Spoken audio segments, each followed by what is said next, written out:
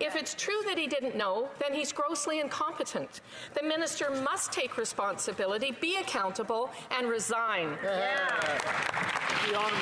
This is the Prime Minister's legacy after 8 years.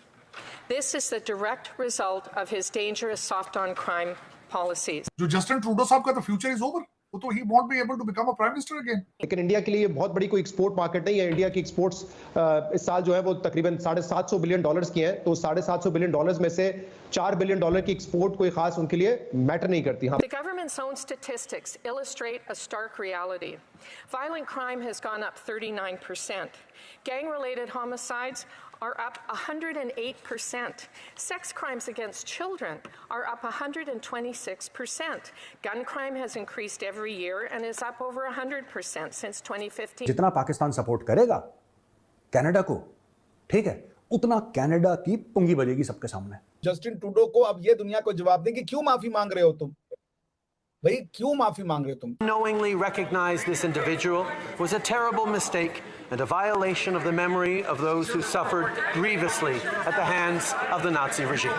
इससे तो इनका केस और कमजोर हो चुका है, क्योंकि ये बुला लेते हैं लोगों को, या जो भी रिसर्च करते हैं अपना होमवर्क नहीं करते, बस खामखा खड़े होकर अपने असेंबली के अंदर तकरीरें कर देते हैं। जस्टिन ट्रूडो की जो सरकार है वो आईएसआई के साथ लिप्त है। 2 आईएसआई के लोगों को, जिसका नाम है राहत राव एंड तारिक कयानी, वो given the task of killing Nijjar. इसका मतलब कैनेडियंस ने और आईएसआई वालों ने, आईएसआई भी चाहता था निज्जर को मारना और कैनेडियंस भी चाहते थे कि बहुत बड़ी पनौती बन चुका है, इसको निपटारा हो जाए। Yet this prime minister allowed for a monumental, unprecedented and global shame to unfold in this chamber. और इस वक्त दुनिया में मशहूर है कि कनाडा पॉलिटिकल असाइलम में सबसे आगे है, बगैर किसी रिसर्च किए फौरन लोगों को दे देता है पॉलिटिकल असाइलम। कनाडा के हालात वैसे जाती तौर पर इकोनॉमिकली बहुत खराब हो चुके हैं। लोग कनाडा को छोड़ छोड़ के भाग रहे हैं।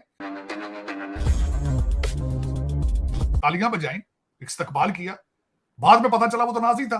इससे तो इनका केस और कमजोर हो चुका है, क्योंकि ये बुला लेते हैं लोगों को, या जो भी रिसर्च करते हैं अपना होमवर्क नहीं करते, बस खामखा खड़े होकर अपने असेंबली के अंदर तकरीरें कर देते हैं, लोगों को बुला लेते हैं, होमवर्क नहीं करते, पहले रिसर्च नहीं करते। तो इससे तो इनका केस और कमजोर हो चुका है। जो जस्टिन ट्रूडो साहब का तो फ्यूचर इज ओवर, वो तो ही won't be able to become a prime minister again.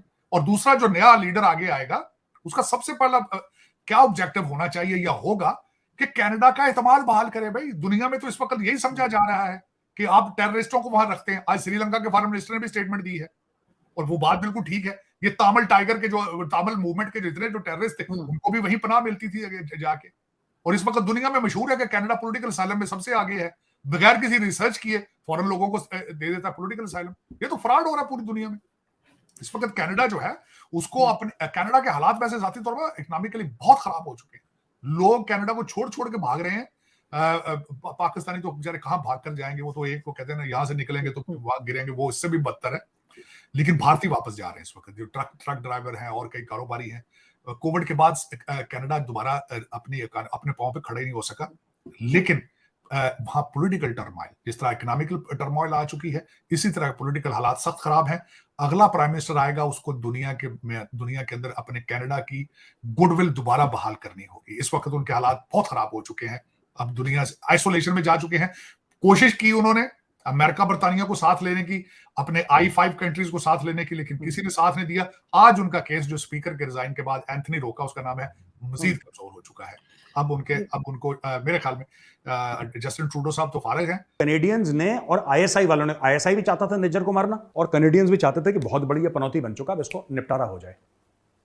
ISI ने निज्जर को मरवाया, कैनेडियंस ने पीछे मुड़ के ऐसे देखा। जब वो मर गया तो उसके बाद ट्रूडो ने बोल दिया कि ये तो भारत ने मारा है।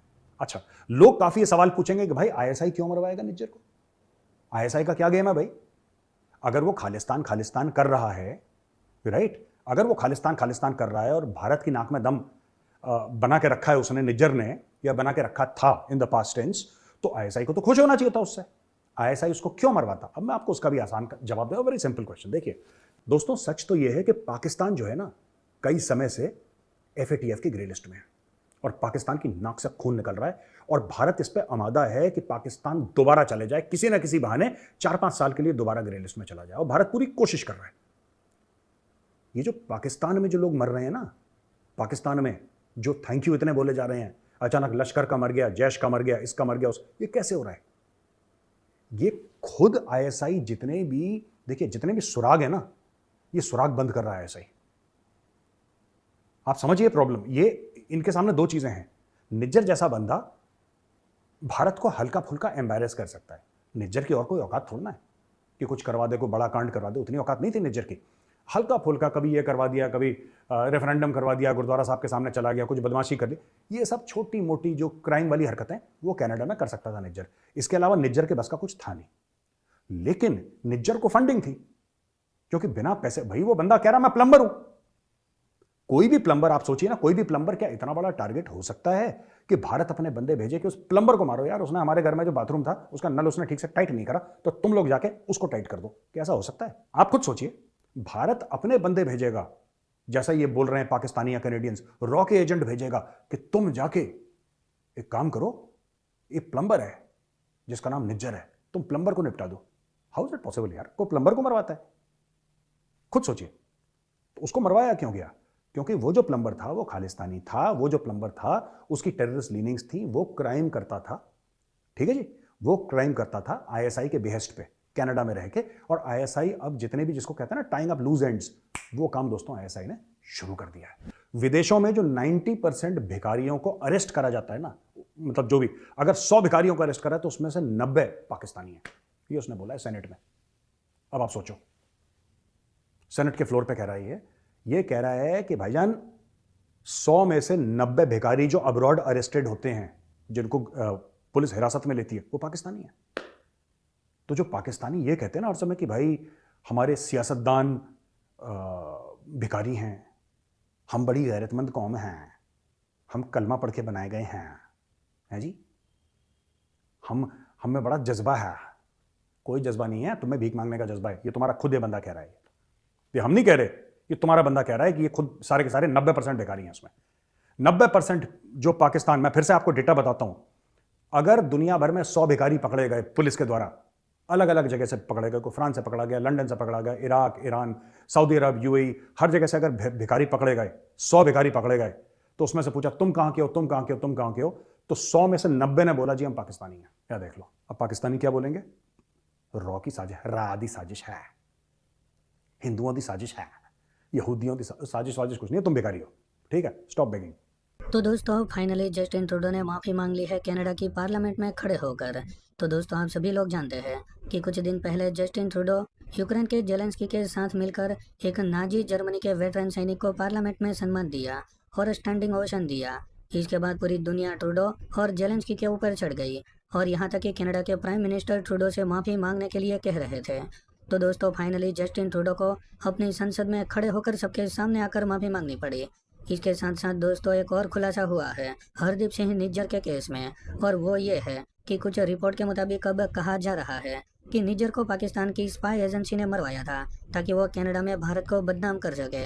तो दोस्तों ये बात भी अगर सच होती है तो एक बार फिर से कनाडा के प्राइम मिनिस्टर ट्रूडो को वही पार्लियामेंट में आकर भारत से भी माफ़ी मांगनी होगी, क्योंकि जस्टिन ट्रूडो ने भारत के ऊपर बेबुनियाद आरोप लगाए थे। तो दोस्तों आज के लिए बस इतना ही। अगर आपको ये वीडियो पसंद आया हो तो वीडियो को लाइक कर दें और हमारे चैनल को सब्सक्राइब कर